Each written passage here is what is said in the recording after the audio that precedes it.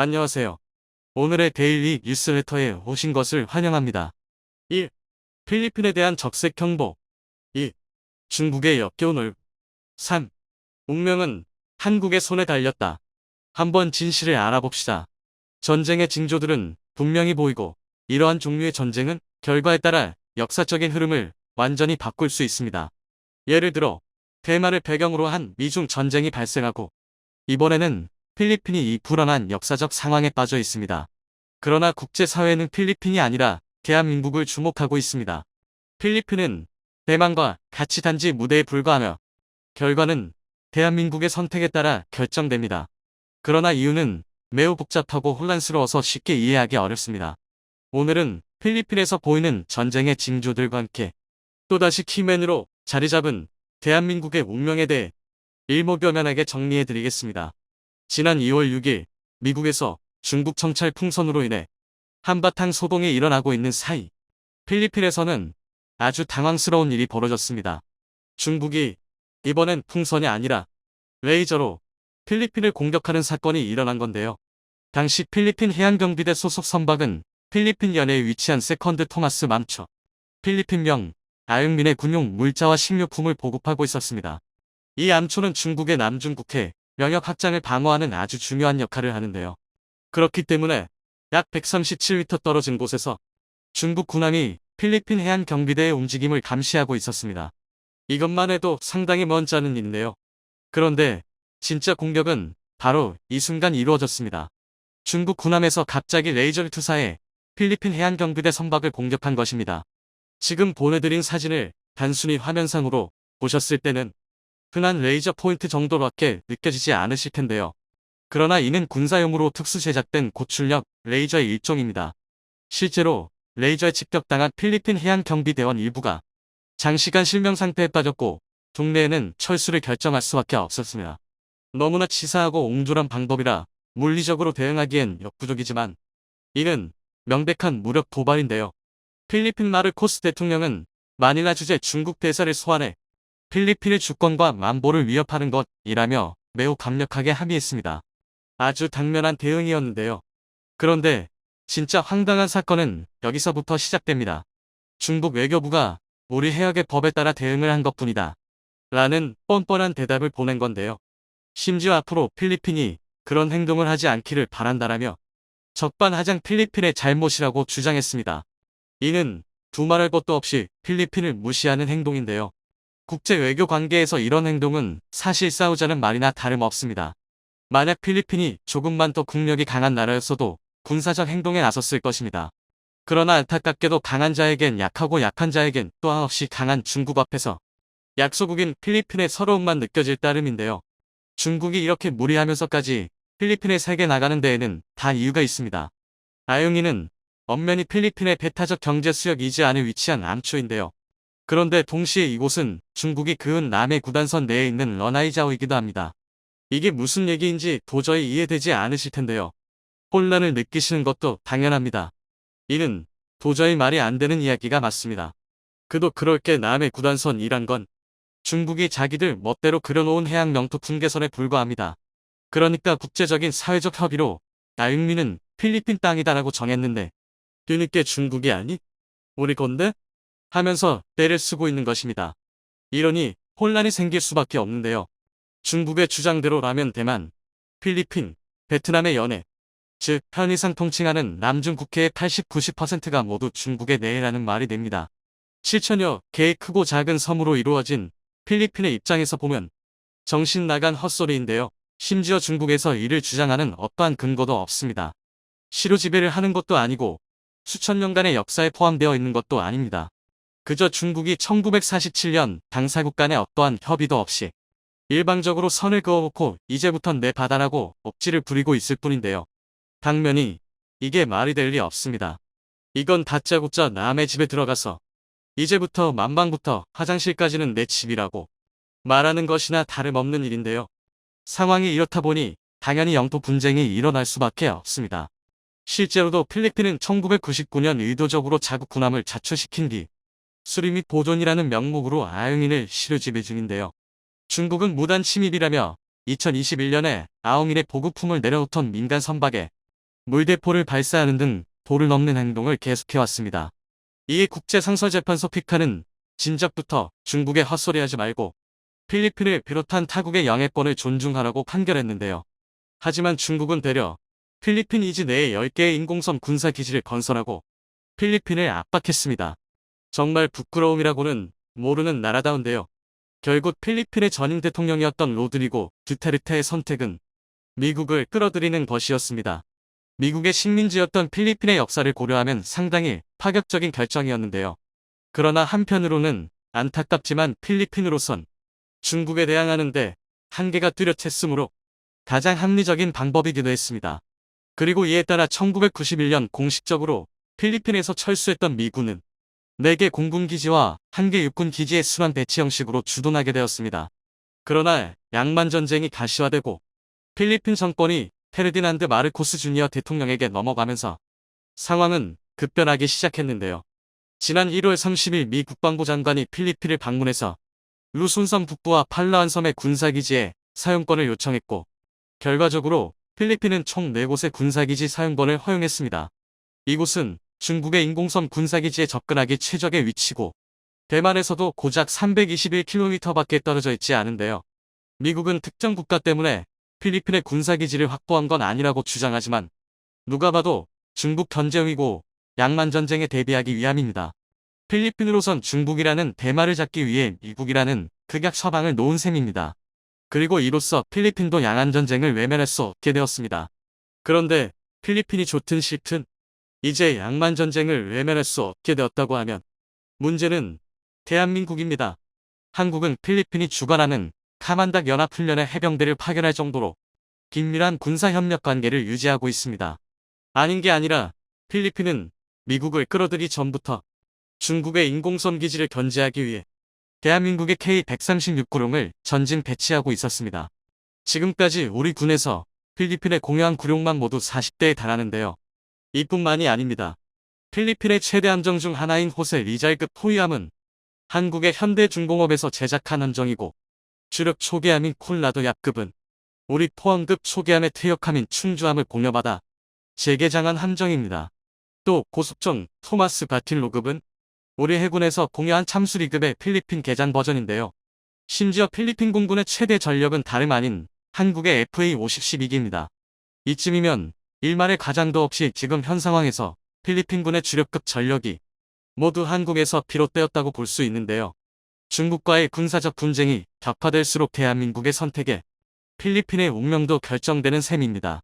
지금처럼 한국이 군사적으로 필리핀을 계속 돕는다면 필리핀은 강대국의 틈바구니에서도 주권을 지킬 수 있을 테고 대신 한국은 남중국해에서 나름의 영향력을 확보할 수 있게 될 텐데요. 그리고 남중국해는 세계 무역량의 30%가 지나는 핵심 무역로입니다. 하지만 우리는 같은 이유에서 필리핀을 외면할 수도 있습니다. 사실 한국이 당장 평화롭기 위해서는 예어린 어찌되었든 남의 일로 치부해버리는 것도 하나의 방법인데요. 어떤 선택이 무조건 옳다고 할 수도 없는 일입니다.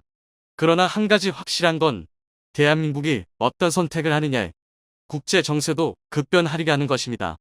특히 필리핀 현지 군사 매체들에서 KF-21 보라매를 도입하자는 의견이 많이 늘었다고 하는데요. 필리핀의 다목적 전투기 사업 MRF의 사업 대상을 사지도 못할 비싼 미국 전투기가 아니라 이미 FA-50으로 신뢰가 입증된 한국의 KF-21로 하자는 이야기가 나온 것입니다. 그러나 우리 국민 중 상당수가 이 소식을 그리 반기지 않고 있습니다. 재정이 그리 풍족하지 않은 필리핀이 분담금 미납, 잠수함 대금 입금 지원으로 욕을 먹고 있는 이니처럼 돈을 내지 않으면 어쩌냐는 것인데요. 그런데 필리핀은 인니와 다르게 FA-50, 호세리 잘급 등 각종 군함을 제값으로 구매한 한국 방산무의 시장에서 최고의 우수 고객입니다. 심지어 K3 기관총을 제식 기관총으로 채용하고 대통령이 직접 한국 가상기공리 개발한 소총을 만져보며 도입을 검토할 정도로 한국 무기 사랑이 대단합니다. 따라서 필리핀이 KF-21을 살지도 모른다는 이야기는 의외로 매우 가능성이 높고 리스크도 크지 않은 현실적인 이야기입니다. 하지만 그럼에도 너무 불안하다고 이야기하는 이들이 많습니다. 필리핀이 한국 무기를 많이 쓰는 것은 한국이 덤핑에 가까운 저렴한 가격과 각종 사은품을 제공했기 때문일 뿐이며 KF-21이 아무리 잘 나와봐야 수십 년 동안 끊임없이 개량된 미국의 F-16 전투기를 대체하기는 어렵다는 것입니다. 분명 이는 맞는 주장입니다. F-16이 구형 4세대기임에도 불구하고 끊임없는 개량을 통해 최고 성능의 4.5세대기로 진화하며 시장을 장악하고 있는 것은 엄연한 사실입니다. 하지만 한국은 필리핀의 무기를 팔 때 호환급 초계함, 구룡 다연장 로켓 등 구식 무기를 필리핀에 무상으로 제공했습니다. 뿐만 아니라 대한민국은 경제 및 군사 안보에 있어 많은 협력을 추진하고 있는데요. 즉 국제정세와 필리핀의 안보 정세를 고려했을 때 필리핀이 KF-21을 사는 것은 충분히 가능한 시나리오라는 것이죠. 오늘은 한국 방산 최고의 우수국의 필리핀이 KF-21을 사고 싶어하는 이유에 대해 알려드리겠습니다. 최근 필리핀 공군에게는 큰 고심이 있습니다. 바로 다목적 전투기 사업 MRF입니다. 필리핀군이 운영할 수 있을 정도로 저렴하면서 다양한 임무를 수행할 수 있는 경량 전투기를 도입하기 위해 추진된 사업인데요. 필리핀 공군은 이 MRF 사업을 통해 F-16 블록 50-51을 도입하려 했습니다. F-16은 미 공군이 운용하는 전투기 중 가장 저렴하지만 그럼에도 우수한 성능 덕에 세계 여러 나라가 구입한 명품입니다. 그리고 블록 50은 F-16시 기기 종중 후기형에 해당하는 기종으로 여러 선진 공군에서 운용됐습니다. 일례로 한국이 1994년부터 라이선스 생산으로 도입한 KF-16의 최초 성능이 바로 이 F-16CD 사양이었습니다. 한국에서는 총 120대가 면허 생산됐는데요. 군사적으로 대한민국 공군이 북한 공군을 완전히 압살하기 시작한 것이 KF-16의 도입 완료 시점이라는 평이 있을 정도로 매우 훌륭한 전투기입니다. 하지만 이것과 별개로 문제가 생겼습니다. 필리핀이 원하는 블록 50사양의 항공기가 국제 군사무기 시장에서 씨가 마른 것입니다. 원인은 바로 F-16V에 있습니다. F-16V는 F-16의 최신 개량형으로 블록 70-72에 해당하는데요. 이사 레이더 채택, 새로운 임무 컴퓨터와 전자전 장비, 기골 보관강을 통한 무장 탑재량 증가 등 엄청난 개량이 이뤄졌습니다. 그래서 미 공군을 비롯한 여러 국가에서 관심을 보였고 구매 주문이 쏟아졌습니다. 그러자 제작사인 록히드 마틴은 블록 50 생산 라인을 완전히 F-16V 전용으로 바꿨습니다. 즉 블록 50 버전의 기체는 신규 양산이 완전히 중단된 것이죠. 그래서 필리핀은 중고 무기 시장에서 블록 50을 구하려 했습니다. 하지만 이마저도 실패했는데요. 엄청난 개량이 이뤄졌음에도 블록 54양을 F-16V로 업그레이드하는 것이 그리 어렵지 않자 블록 50을 가진 국가들이 너도 나도 개량에 뛰어든 것입니다. 여기에는 우리 대한민국도 있는데요. 얼마 전 대한민국은 1990년대 라이선스 생산에 기령이 30년이 다 돼가는 KF-16을 좀 더 오래 쓰기 위해 F-16V 사양으로 업그레이드하기로 결정했습니다. 그래서 2022년 현재를 기준으로 상당수의 KF-16이 F-16V 사양인 KF-16로 개조됐습니다. 기골이 보강되고 상당수 장비가 첨단 장비로 교체됐는데 이 때문에 필리핀의 F-16 블록 50 도입은 결국 좌절되고 말았습니다. 하지만 필리핀은 포기하지 않았습니다. 이참에 웃돈을 주고라도 최신형 F-16V를 사자며 F-16V 도입으로 사업 규모를 키우려 했습니다. 하지만 이마저도 망했습니다. F-16V의 가격이 필리핀의 예상을 뛰어넘는 상상 그 이상으로 올랐기 때문입니다. 구체적으로 필리핀은 1조 4천억 원의 예산으로 12대의 F-16V를 사려 했습니다. 같은 예산이면 F-16CD 후기형을 충분히 사고도 남을 돈이었기에 큰 문제가 없을 것 같았습니다. 그런데 록히드 마틴이 필리핀에 제안한 금액은 1조 6천억 원이었습니다. 2천억 원이라는 돈은 재정이 충분하지 않은 필리핀에게는 너무 큰 금액이었습니다. 그래서 구매를 주저했는데요. 그런데 놀랍게도 그 잠깐 사이 F-16V 주문이 쪽주하면서 가격이 1조 6천억 원에서 1조 8천억 원으로 뛰었습니다. 뿐만 아니라 주문 대기열이 너무 길어져서 주문을 해도 신품을 수령하는데 거의 10년이 걸릴지 모른다는 통보를 받았는데요. 이 소식에 필리핀은 F-16을 사는 게 불가능하다고 판단했습니다. MRF 사업의 목적이 최근 남중 국해에서 급격히 강해지고 있는 중국의 위협에 대항할 신형 전투기를 최대한 빨리 확보하는 것인데 아무리 F-16V가 좋아도 10년씩 기다릴 수는 없었기 때문입니다. 이에 따라 MRF 사업의 인력 후보 기종이 탄툴로 좁혀졌습니다. 한국으로부터 도입한 FA-50의 추가 도입과 비서강권 중진국들이 많이 구매한 스웨덴 사부사의 제이스민 39 그리펜 중 하나를 선택하기로 한 것인데요. 이에 대해 한국은 1조 4천억 원의 24대의 FA50을 제공할 수 있다고 했고, 사부사는 그리펜 CD형을 14대 제공할 수 있다고 선언했습니다. 그리고 결과는 순식간에 나왔습니다. 바로 한국의 패배였는데요. FA50 기본형과 그리펜의 성능 차이가 너무 많이 났기 때문입니다. 제이스민 39 그리펜은 전장 14.1m, 전폭 8.4m, 전고 4.5m에 최대 이륙 중량 14톤인 경량 전투기입니다. 총 8개의 하드포인트에 5톤의 무장을 탑재할 수 있습니다. 그리고 FA50은 전고 13.1m, 전폭 9.5m, 전고 4.9m, 최대 이륙 중량 13.5톤의 경공격기입니다. 총 7개의 하드포인트에 5톤 정도의 무장을 탑재할 수 있습니다. 그리고 둘 모두 미제 F404 엔진의 개량형을 채택했기 때문에 비행 성능에서는 큰 차이가 없습니다. 이렇게만 보면 그다지 성능 차이가 나지 않는 것 같은데요. 그러나 세세한 성능을 보면 격차가 엄청납니다. 먼저 FA50의 전투행 동반경은 440km에 불과한 반면 그리펜의 전투행 동반경이 800km에 달합니다. 그리고 대공무장으로 에임쿠 사이드와인더만 사용할 수 있는 FA50과 달리 그리펜은 5가지 단거리 대공미사일과 3가지 중 장거리 대공미사일이 통합되어 있습니다. 뿐만 아니라 공대지, 공대함 미사일 역시 사용할 수 있습니다. 또 훈련기를 개조한 FA50에 비해 그리펜의 항전 장비가 훨씬 우수합니다. 정리하자면 FA50 기본형은 죽었다 깨어나도 그리펜보다 성능이 떨어집니다. 그런데 반전이 일어났습니다. 코로나 사태가 일어나면서 관광 산업으로 큰 수익을 얻던 필리핀 재정이 큰 타격을 받으면서 그리펜 도입이 지연된 것인데요. 그런데 이 잠깐의 지면으로 인해 판세가 한국으로 기울었습니다. 바로 FA50 블록 20 때문인데요. 방산 수출에 관심이 많으신 분이라면 다들 아시다시피 최근 한국은 폴란드 48대의 FA50을 수출하기로 결정했습니다. 동시에 이집트와도 100여 대가량의 FA50 수출을 논의 중이며 우리 공군도 FA50 20대를 주문했습니다. 그런데 여기서 중요한 것은 기존 FA50의 연료 탱크와 항전 장비를 늘린 데다 레이더까지 이사 레이더로 업그레이드된 FA50 블록 20을 제공하겠다고 선언했다는 것입니다. 이렇게 개량된 FA50과 제이스민 39 그리펜을 비교할 경우 그리펜과 FA50의 성능 격차는 거의 없거나 오히려 FA50이 더 우수합니다.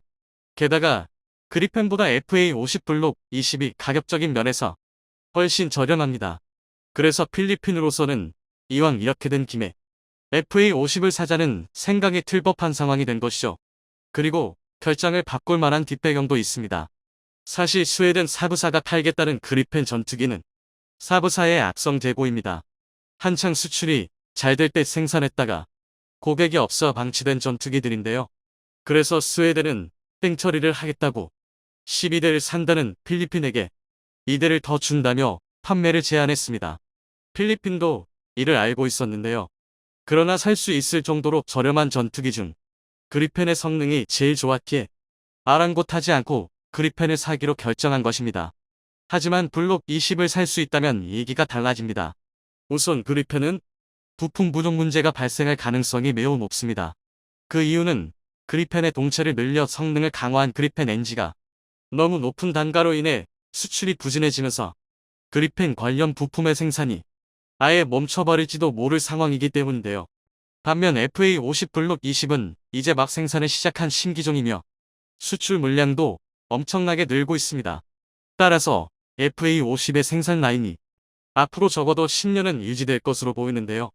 여기에 더해 대량 생산으로 인한 단가 하락도 충분히 가능한 상황입니다. 그러므로 그리펜보다는 FA50이 유력한 상황입니다. 그런데 이쯤이면 서론에서 KF21이 수출될 수 있다고 했으면서 왜 FA50만 이야기하느냐고 생각하실 분들이 계실 것입니다. 사실 필리핀의 MRF 사업은 단 한 가지 전투기만 도입하는 단발성 사업이 아닙니다. 2030년대까지 각 단계를 호라이즌으로 나눠서 고성능 전투기를 확보할 계획인데요. 따라서 FA50 블록 20의 도입이 확정된다면 후속 사업에서 같은 한국산 항공기민 KF21이 선정될 가능성이 매우 높습니다. 뿐만 아니라 경우에 따라서는 아예 FA50 블록 20을 도입하지 않고 곧바로 KF-21을 도입할 수도 있는데요. 종합 성능에서 F-16V와 대등하거나 우수함에도 불구하고 대당 단가가 750-800억 원이며 프로그램 코스트가 1천억 원 초반으로 예상되는 KF-21이라면 가난한 필리핀이라 할지라도 최소 12에서 최대 24대까지 구매가 가능하다는 의견이 필리핀 국내에서 나오고 있는 상황인데요.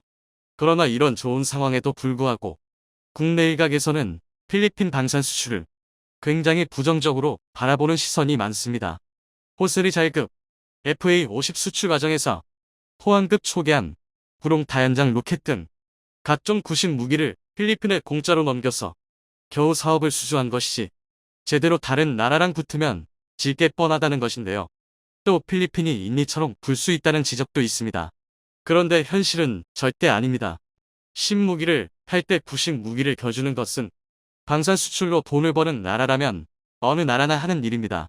일례로 이번 MRF 사업에서 미국은 필리핀에게 중고 미군기를 F-16V 사양으로 넘기는 대신 무기값을 적게 받겠다는 거를 제안했습니다.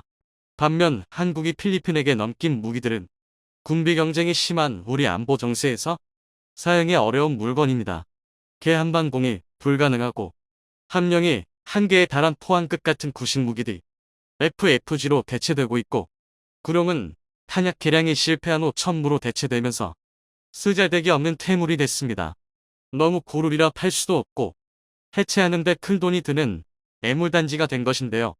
이런 무기를 필리핀에게 떠넘기면서 감사 인사를 받을 수 있는 상황에 굳이 무기를 안 넘길 이유가 없습니다. 그리고 마지막으로 필리핀이 수출 대금을 내지 않을 가능성은 굉장히 낮습니다. 동남아에서 개국 행세를 하고 싶어 무기를 구매하는 인니와 달리 필리핀은 중국의 위협이라는 현실적 위협에 대응하기 위해 무기를 구입하는 중입니다.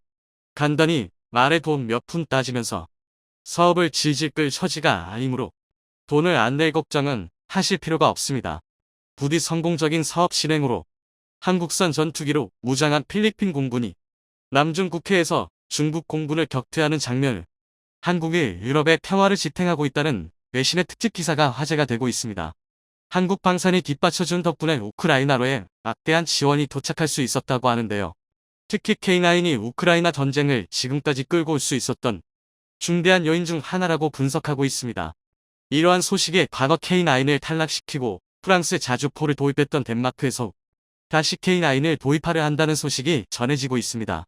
게다가 덴마크 군사 전문가들이 K9을 밀어주기 위해 한국 방산에 대한 특집 방송까지 방영했다고 하는데요. 최근 포브스에서 흥미로운 내용의 기사 한 편이 올라왔습니다. 나토 국가들은 우크라이나에 수백 대의 구형 복사포를 제공하고 이를 한국의 우수한 K9으로 대체하고 있다. 본 기사에서는 한국의 K9 덕분에 나토 형국들이 무기고에서 오래된 포를 우크라이나에 지원 보낼 수 있었다고 분석하고 있는데요. 이와 함께 K9이 세계적으로 인정받고 있는 뛰어난 성능의 자주포인지를 설명하며 여러 나토 회원국들과 다르게 덴마크는 잘못된 선택을 내렸다고 비판하고 있습니다. 폴란드, 노르웨이, 에스토니아는 모두 구형 곡사포를 우크라이나에 지원 보내고 이를 대체하기 위해 K9을 도입하였다. 덴마크는 거의 동일한 전략을 추구했지만 대신 이스라엘포를 선택해 비판받고 있다. 우크라이나에 프랑스제 차륜형 자주포 시저세자를 19대를 지원한 덴마크는 다른 나토 형국들과 달리 K9 대신 이스라엘제 차륜형 자주포인 에트모스를 도입할 예정이라 알려져 있는데요. 현재 덴마크 내부에서도 이는 잘못된 선택이라 비판받고 있다고 합니다. 덴마크의 보안회사 리스크 인텔리전스의 설립자이자 안보 전문가 한스 티노 헨스는 덴마크 역시 폴란드, 노르웨이, 에스토니아의 선례를 따라 K9과 같은 궤도형 자주포가 필요하다고 주장했는데요. 헨스는 자신의 SNS에 나토 기가 몇 안은 궤도형 장갑 자주포가 필요합니다. 이는 차륜형 자주포를 장비하는 것이 이치에 맞지 않는다는 것을 의미합니다라는 글을 올리며 덴마크는 이스라엘의 차륜형 자주포가 아닌 K9을 도입해야 한다고 주장했습니다. 또한 에스토니아가 K9 자주포 12대를 추가로 구입했다는 소식에 지금 행동해야 할 필요성을 분명히 이해하고 있는 에스토니아의 훌륭하고 강력한 결정이라며 덴마크와 군사력을 늘리기 위해 최소 10년은 기다려야 할 다른 몇몇 국가들과는 다르다라는 글을 올리기도 했습니다. 과거 덴마크에서는 노후화된 M10 자주포를 대체하기 위해 신규 자주포를 도입하려 했었고 대한민국의 K9 자주포가 유력한 후보에 올랐었는데요. 최종적으로는 K9이 탈락하고 프랑스의 차륜형 자주포 시절을 도입하는 것으로 결론 지어졌습니다. 덴마크에 도입된 시절은 특별 사양으로 K9 수준의 완전 자동화 장전을 도입하여 뛰어난 연사 속도를 자랑합니다. 시절을 실전 배치한 직후 덴마크군은 유튜브에 사격 훈련 영상을 공개했는데요. 그런데 기대했던 것과 달리 덴마크의 새로운 자주포는 도입하자마자 무수한 비판에 직면해야 했었습니다. 유튜브에 올라온 덴마크군의 첫 시절 시험 발사 영상에는 1만여 개의 실어요가 달렸고 덴마크가 잘못된 선택을 내렸다고 비판하는 댓글들이 이어졌습니다. 여전히 쓸모없는 놈이다. 매우 불안정한 데다가 설정하는데 너무 오래 걸리고 이동성이 높지 않아 진흙탕에서는 운전할 수 없으며 운용하는데 많은 인력이 필요하다. 궤도형 자주포가 훨씬 낫고 차라리 견인포가 이거보다 낫겠어. 전적으로 동의해. 잘못된 부분이 너무 많다. 목표물을 조준하기 위해 많은 병사들이 필요하고 설정이 엄청나게 느려. 누군가는 이게 이라크, 아프가니스탄 등에서 테스트되었다고 말하는데 그건 진정한 전쟁이 아니었어. 탈레반은 중코나 공군, 전차를 가지고 있지 않았고 재래식 군대를 상대로 이 장난감은 곧 발견되어 빠르게 무력화돼버릴 거야. 애들 장난감 같은 잡동사니에 돈을 낭비하고 있어. 슈덴스푸트 슈트 스쿠트 기능을 원한다면 궤도형 자주포가 훨씬 나은 옵션일 거야. 이처럼 많은 이들이 덴마크가 시저 자주포를 선택한 것이 어리석은 선택이라 비판하고 있는 이유가 무엇일까요? 프랑스의 155mm 차륜형 자주포 시저는 K9과 동일한 52구경장의 포신과 자동화 장전장치, 디지털 사통장치 등을 갖춘 세계에서 손꼽히는 우수한 자주포 중 하나입니다. 현재 우크라이나 전장에도 투입되어 활약하고 있는데요. 하지만 차륜형 자주포가 가지고 있는 한계에서 벗어나지 못했다는 비판을 피하지 못하고 있습니다. 차륜형 자주포는 궤도형 장갑차에 비해 가벼운 무게로 항공 수송이 가능하며 도로에서 훨씬 빠르게 이동이 가능하다는 장점을 가지고 있습니다. 비용과 정비 측면에서도 궤도형 자주포보다 훨씬 용이한데요. 그러나 외부 장갑이 없다시피 하고 사격 승무원이 외부에 도출되기에 적의 대포병 사격이나 침투한 특수부대의 공격에 전혀 보호받지 못하는 치명적인 단점을 가지고 있습니다. 또한 자주포의 이점인 슈덴스푸트, 발사 후 진지 이탈에 대해서도 발사하기 전 방열 과정을 거쳐야 하기에 K9이나 PZH-2000처럼 정지 후 곧바로 사격이 가능한 궤도형 자주포보다 많은 시간이 들 수밖에 없는 구조적 한계를 가지고 있습니다. 때문에 우크라이나에서도 차륜형 자주포는 최전선이 아닌 후방에서 운용되고 있는 실정인데요. 게다가 현재 우크라이나에 공여되어 운용 중인 18대의 시저 자주포 중 무려 16대가 터져버린 상황이라고 합니다. 극한 상황 속에서 계속되는 포격의 포신과 차체가 누적된 피로를 견디지 못하고 파손되어 버린 것입니다. 결국 트럭에 포를 올린 것뿐인 차륜형 자주포의 내구성 문제가 실제 전장에서 드러난 것이죠. 이러한 여러 문제점들 때문에 우리나라와 미국을 비롯한 대부분의 국가에서 외부 장갑을 갖추고 구조적으로 안정적이면서 방열 과정 없이 사격 후 즉시 이탈이 가능한 궤도형 자주포가 각광받고 있는데요. K9이 세계적인 베스트셀러가 될 수 있었던 이유도 완성도 높은 궤도형 자주포이면서도 차륜형 자주포 정도의 가격을 갖추고 있었기 때문입니다. 현재 덴마크 군 내부에서도 당시 시저가 아닌 K9을 도입했어야 했다는 여론이 불거지고 있는데요. 이번 우크라이나에 대한 군사 지원에서 덴마크 군이 보유하고 있는 시저 거의 전량을 지원 보냈다고 합니다. 덴마크 육군은 현재 총 24대의 시저를 보유하고 있었는데 우크라이나에 고중 19대 지원 보냈다는 사실이 밝혀졌습니다. 장비 가동률까지 고려한다면 작동되는 자주포는 거의 전부 보냈다는 것을 알 수 있습니다. 아무리 우크라이나 지원이 시급한 상황이라지만 도입한 지 5년밖에 되지 않은 신무기를 거의 전부 보내버렸다는 것은 의미심장한 일입니다. 뿐만 아니라 프랑스가 최근 우크라이나로 지원 보낸 12량의 시저 자주포가 덴마크에서 주문했던 물량이었다는 사실이 밝혀졌습니다.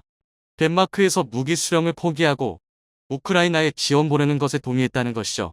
이쯤 되면 덴마크 군에서도 시저 도입을 후회하고 있다는 소문이 사실인 것 같은데요.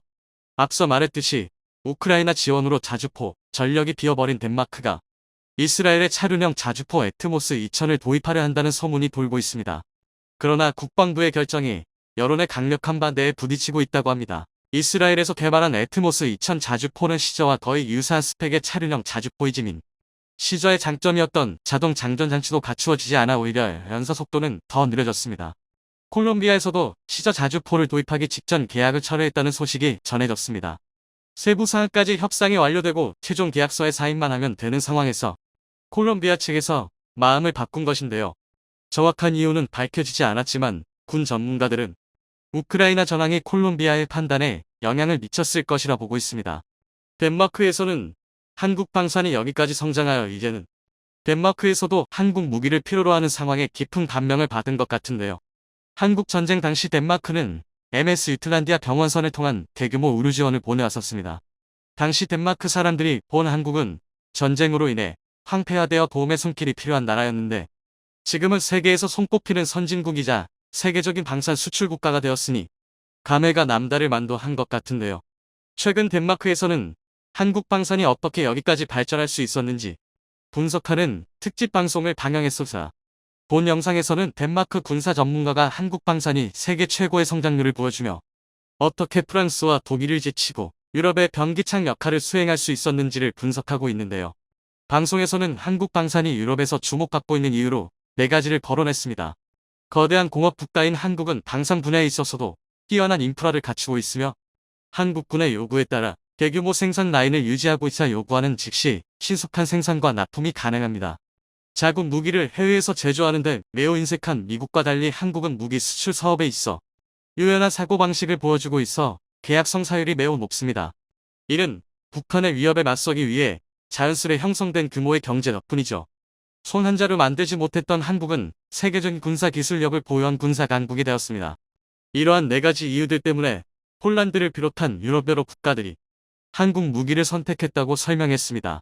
또한 PZH-2000, 시저 등 유럽의 대표 자주포들과 K9 자주포를 비교하며 얼마나 훌륭한 무기 체계인지를 거듭해서 강조하고 있습니다.